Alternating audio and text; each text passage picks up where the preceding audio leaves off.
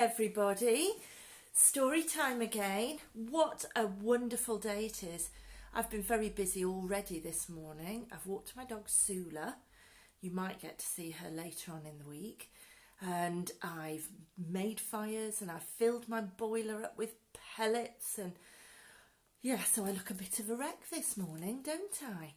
Well, today's story is from this lovely book, which is about fables.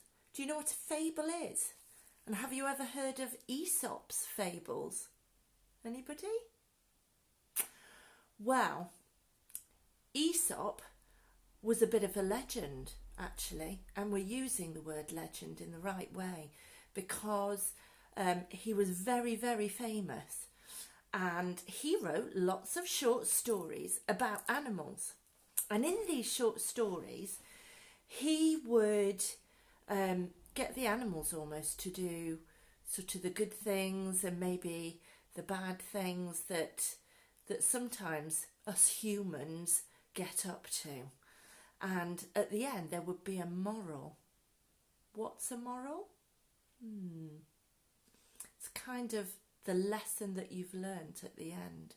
So see if you can guess what the lesson of today's story, the moral of today's story is at the end of our very short story. Good morning. Hello there, Agnieszka.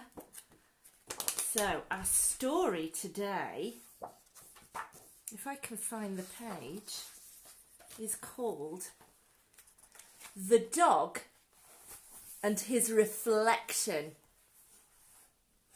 Okay. There was once a naughty dog.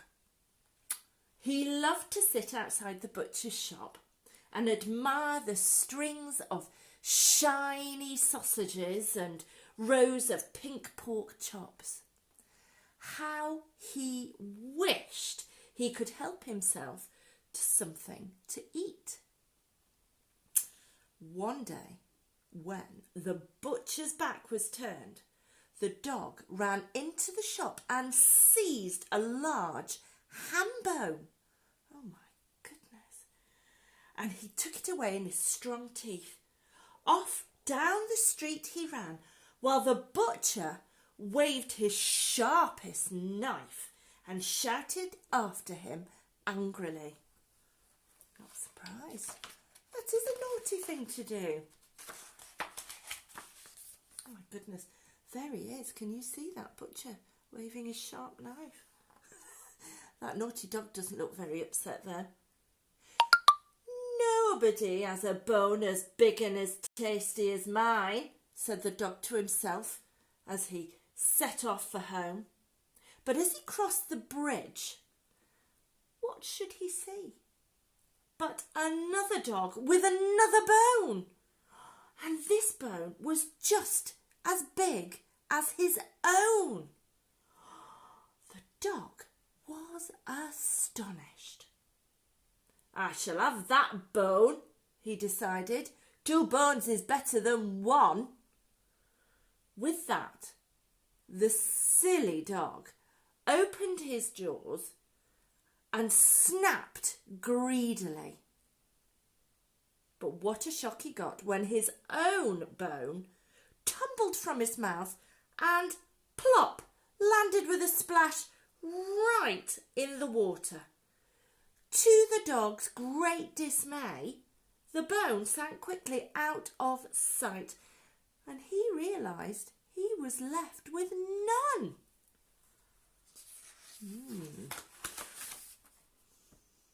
Slowly he trudged back to his kennel, feeling very sorry for himself.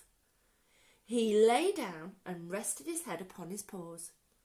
What a tragedy to have something in your grasp and then have it snatched away. I was wrong, sighed the dog unhappily.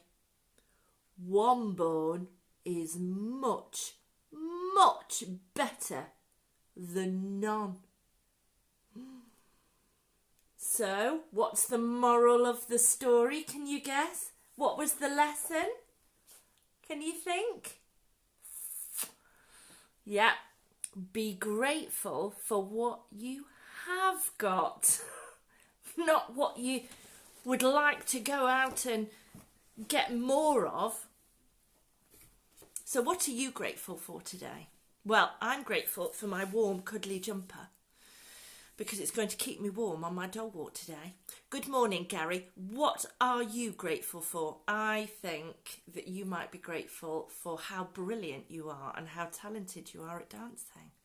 And Carol, good morning, Carol. I think you're probably quite grateful for being in the sunshine and not in the freezing cold here with me.